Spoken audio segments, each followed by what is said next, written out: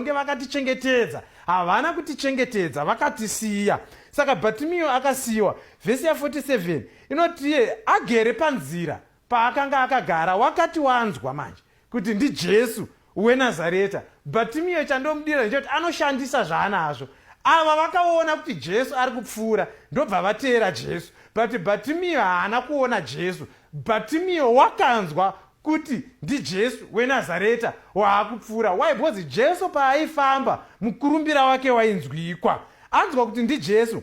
Vhesi ya 47 inoti akatanga kudanidzira achiti, Jesu mwanakomana waDhavhidha, ndinzwirei ngoni. Saka chandinodira Bhatimeo paaigara panzira, aiziva kuti ini ndikasagara panzira chikafu handichwani. Aiho, ndikutaura nomwe munhu. Regai ndikuudze, muurema hwako tsvaga solution kuti chingwa wochiwanepi. Why? Because vanhu havapi chingwa vanhu mahara. Saka achikumbira paya aimba ari mutaundi, Jesu idombo achikumbira ane chindiro chake. But chandinodira manje vhesi ya 47, Bhatimeo anga asingakumbiri Jesu zvaanokumbira vanhu. Bhatimeo vanhu aivakumbira mari, mabhondi nemaUS ebepa kuti awane kutengawo chingwa sevamwe. But paanonzwa kuti ndiJesu akamira kukumbira mari. Dai ndandini ndaitoziva kuti urombo hwapera. Why? Because mapisarema anoti nyika nokuzara kwayo ndezvaJehovha, nevese vageremo ndevaJehovha. But Bhatimeo haana kukumbira Jesu mari. Bhatimeo anoti, Jesu mwanakomana waDhavhidha, ndinzwirei ngoni. Chinhu chekutanga akaziya kuti Jesu haasingori munhu nje. Nyango vanhu vaimuona saJesu weNazareta nekuti vaiti what good can come out of Nazareth. But anoti Jesu mwanakomana waDhavhidha, akamutora as the royal priesthood, akamutora semunhu anobva kuumambo. Zvimwe zvinotikonesa zvikomborero kusaziva kuti Jesu ndiani. Tinoona Jesu ngemunhu wekumba kwedu, kana takamutarisa tinomuona seRBZ, rekuti tofanira kungoenda tichingonoklema mari chete. Saka ndosaka chinzi tinokumbira tisingazopiwi. Uyu paakaona Jesu akaona Mwari anopa vanhu ngoni and anadzo nekuzara. John chapter 10 inotiyo, ndakauya kuti ndikupei upenyu uye kuti muve nawo hwakazara. Bhatimeo muubofu hwake akazvinzwisisa, akaziya kuti Jesu kana kune chinhu chaazere nacho itsitsi nengoni kudarika zvimwe zvese. Gurumwandira resero chakaita kuti ripotse minana yaKristu inhau yekuti vakateera nemaagendas asiriwo. Saka anoti ndinzwirei ngoni. Why achiti ndinzwirei ngoni? Akaziva kuti ngoni, mercy can open the doors to a successful life. Mercy can open the doors to a successful marriage. Mercy can open doors kuzvinhu zvakawanda. But ndikakumbira mari mangwana ndogona kumuka ndisina. But ndikava nengoni, ngoni dzinondiperekedza mazuva ose upenyu hwangu. David anototiye, Jehovha mufudzi wangu, hapana chandinoshayiwa. Chaifudzwa nacho dzakanga dziri ngoni dzaMwari. Saka anoti Jehovha kandinzwirei ngoni. Kana kune chinhu chandingakumbira mazuva ranhasi ingoni kuna Mwari.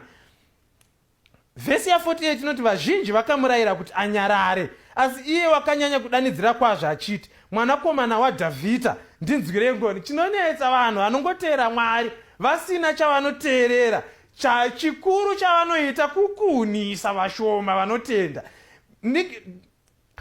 Bhatimeo paaikumbira, hakuna munhu akamukurudzira kuti ramba uchikumbira. Hakuna munhu aimupa zvizhinji. But paanodana Mwari vanomuti ngaanyarare. Vanhu vazhinji maimboziva here kuti havadi kuti tinamate Mwari. Vanhu vazhinji havadi kunzwa kunzi takazoita maonaiti tichikumbira Mwari. Why vanhu vainyararidza Bhatimeo?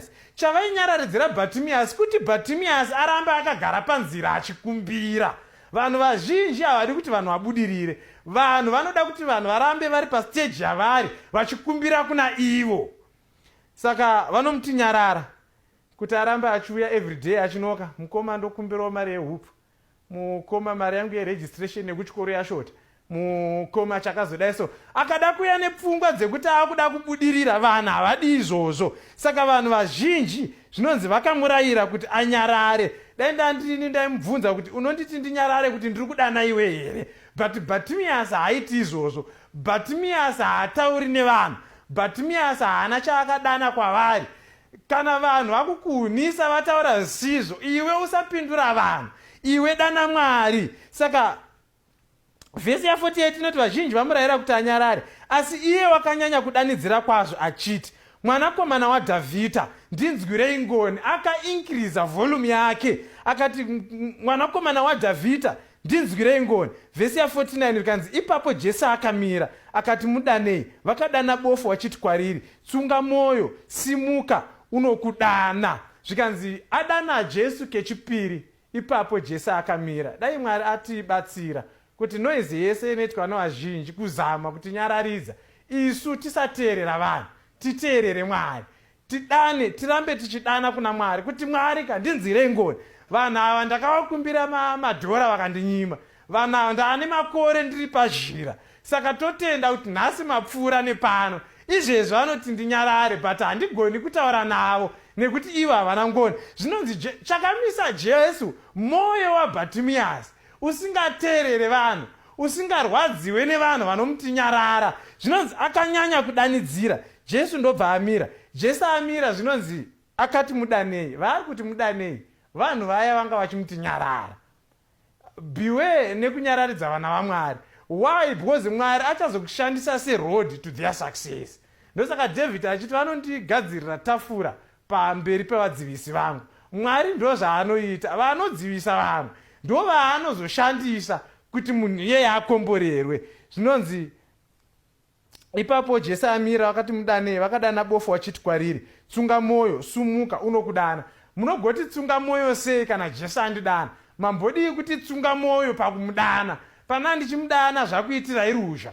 Sei mazoti iye zvine zvichitsunga mwoyo? Chinhu chinobhoha apa ndechekuti Jesu haarambiriki zvaanenge ataura.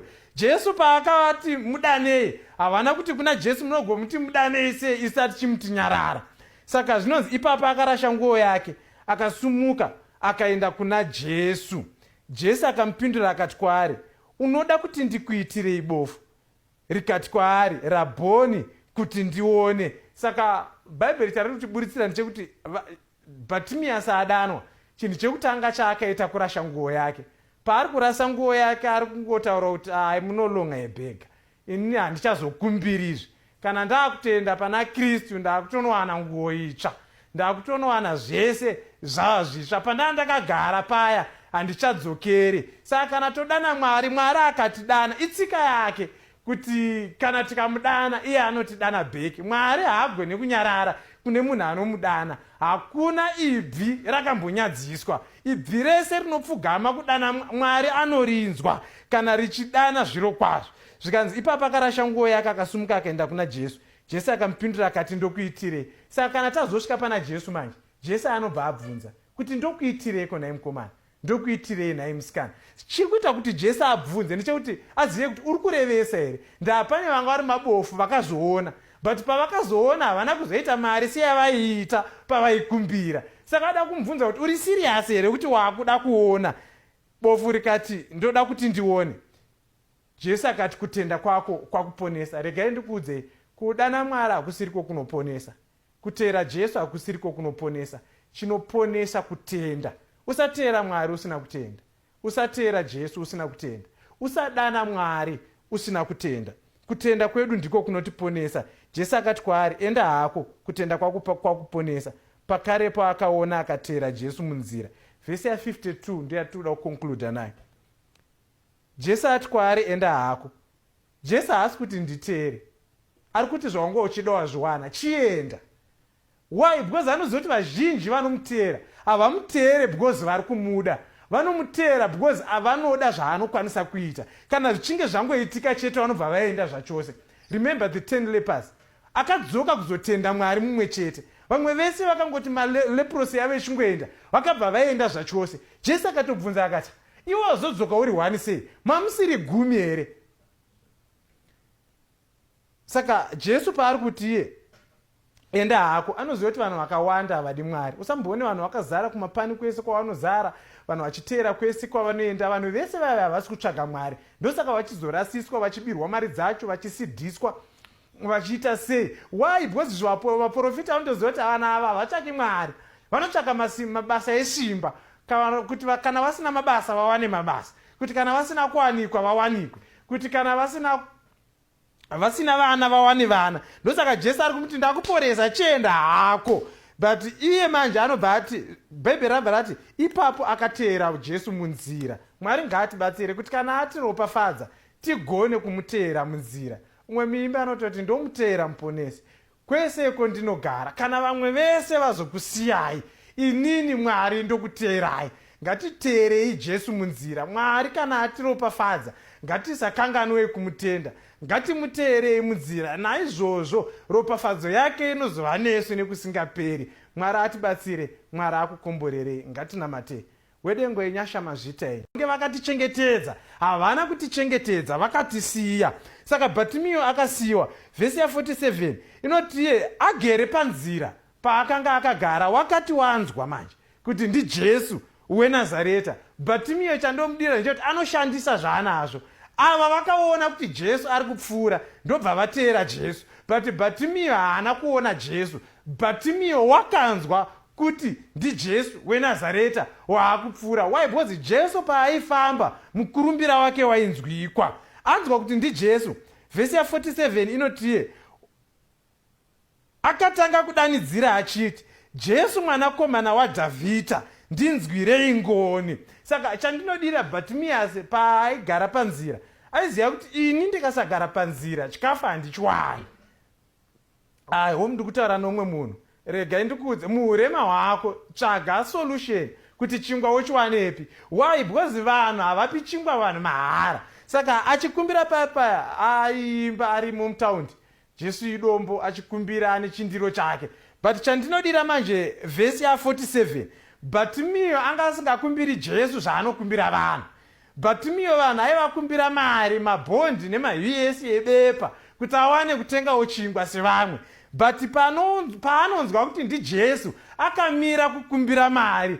Dai ndandini ndaitoziva kuti urombo hwapera. Why? Because mapisarema anoti nyika nokuzara kwayo ndezvaJehovha, nevese vageremo ndevaJehovha. But Bhatimiasi haana kukumbira Jesu mari. Bhatimiasi anoti, Jesu mwanakomana waDhavhidha, ndinzwirei ngoni. Chinhu chekutanga akaziva kuti Jesu haasingori munhu nje. Nyango vanhu vaimuona saJesu weNazareta nekuti vaiti what good can come out of Nazareth. But anoti Jesu mwanakomana waDhavhidha, akamutora as the royal priesthood, akamutora semunhu anobva kuumambo. Zvimwe zvinotikonesa zvikomborero kusaziva kuti Jesu ndiani. Tinoona Jesu ngemunhu wekumba kwedu, kana takamutarisa tinomuona searabhizeti rekuti tofanira kungoenda tichingonoklema mari chete. Saka ndosaka chinzi tinokumbira tisingazopiwi. Uyu paakaona Jesu akaona Mwari anopa vanhu ngoni and anadzo nekuzara. John chapter 10 inotiyo, ndakauya kuti ndikupei upenyu uye kuti muve nahwo hwakazara. Bhatimiasi muubofu hwake akazvinzwisisa, akaziva kuti Jesu kana kune chinhu chaazere nacho itsitsi nengoni kudarika zvimwe zvese. Gurumwandira resero chakaita